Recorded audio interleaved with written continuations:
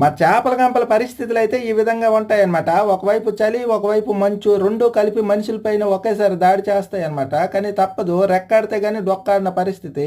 రాత్రి 2 గంటలు మార్కెట్‌కొచ్చి చేపలైతే వేసుకోవాలన్నమాట. ఈ మమ్మీ అయితే పిల్లోడుగులైతే ఏసుకుంది. ఇవైతే సుమారుగా కిలో రూ. 200 అయితే ఉంటాయి.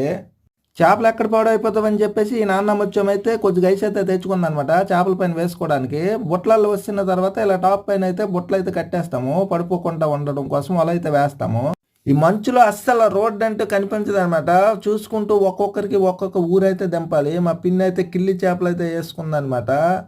నా ఆటోలో వచ్చే వాళ్ళకి ఒక్కొక్కరికి రూ. 100 టికెట్ అనమాట. నాకైతే మాత్రం 8 టికెట్లు, రూ. 300 ఆయిల్ పోయినా సరే రూ. 500 మిగులుతాయి అనమాట నాకైతే.